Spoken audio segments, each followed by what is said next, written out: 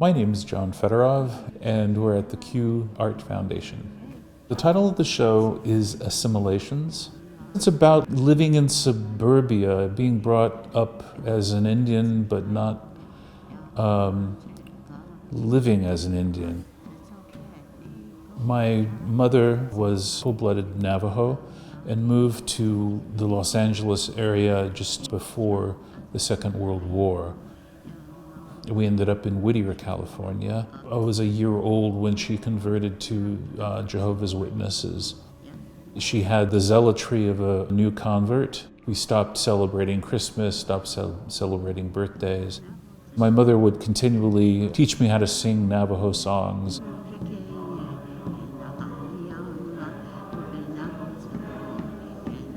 And we would go visit my grandparents just off of the reservation in New Mexico. We would keep a very close connection with that aspect of our identity, while also attending Jehovah's Witness meetings. Then in my early 20s, rejecting that belief system, that worldview, and not really feeling that I had anywhere else to go. I mean, it didn't make any sense to me to become a born-again Navajo. The ritual, mythological, and geographical significance of the land, it's not something you can just convert to. Religion seemed rather arbitrary. My work has been trying to deal with that ongoing contradiction in my life. 3 books on this pedestal: a New Testament version of the Bible that was given to me by a friend's father who was a pastor, a hymn book, a Pentecostal hymn book that my mother kept. It's early 20th century. And then this is a hymn book for Jehovah's Witnesses. This is a version in the 60s that was used when I was still associated with Jehovah's Witnesses. And so a lot of the songs actually are still kind of stuck in my head. On the wall are scanned pages from both the Jehovah's Witness and the Pentecostal hymn books. I decoupaged them onto wood panels. Decoupage was something that I did as a kid.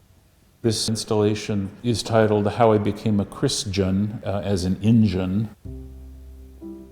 Pentecostalism is, at least in my family's part of the Navajo reservation, is very prominent. I Cannot Speak My Mother's Language was the prototype for several of the other pieces in the exhibition. I wanted to actually enjoy painting again, rather than kind of focusing on only the conceptual. All the pieces, besides the collectibles, are all improvisations. I scanned pages of the hymn books. Those were a good catalyst for me to start working. So this is a very kind of cartoonish simplification of a Navajo hogan, thinking of my grandparents. And they did have a "Bless This House" over the top of the door, so I wanted to put that there. This is a yay or one of the Navajo gods. It could also just sort of be a ghost, I suppose.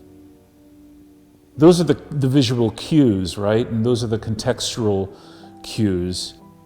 Yes, it's about maybe my experience or how I interpret my family's experience, but my hope is that people start thinking about what they've decided to leave behind, worldviews that they've inherited.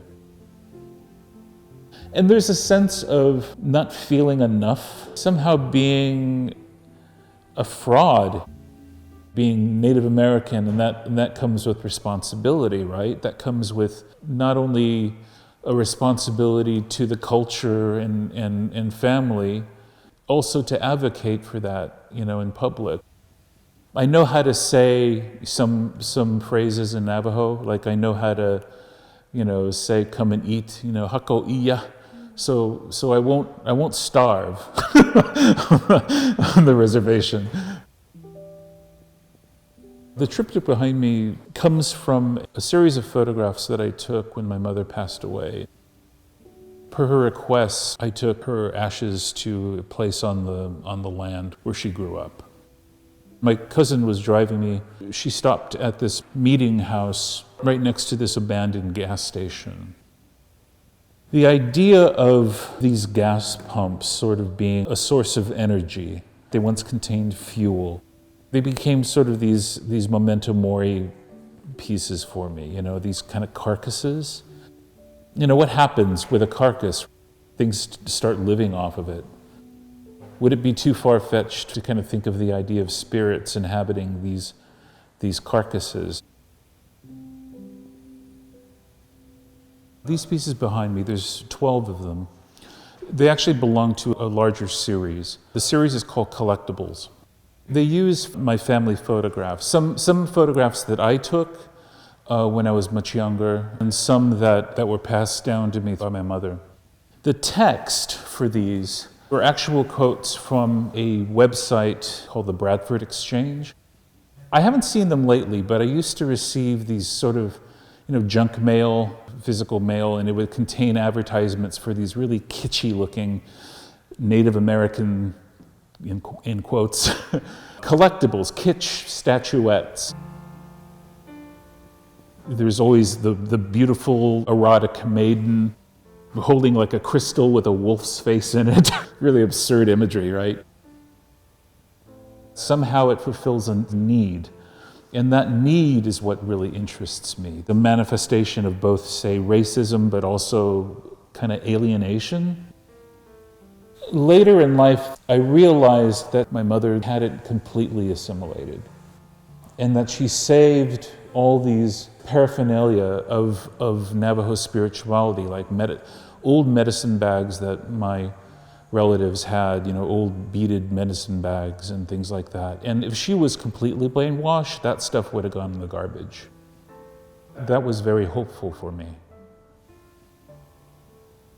I want to make clear that my work is not about stereotypes. That's connected to a much bigger disease. What drives this need for some people to romanticize not only another culture, but a culture that they've dominated? I think in our culture, we don't know how not to respond as consumers. The world is our 7-Eleven. I don't know that we can really comprehend what it is that we're longing for. And it took me until university as an undergrad, when I started taking Native American studies, that I realized that my experience is very much part of the Native experience. It's a result of the federal Indian policy, and it's a result, the reason why I can't speak my mother's language, or the reason that I don't feel as connected, right? All I can do is maybe be one of hopefully many voices that acknowledge it and say, hey, wait a minute.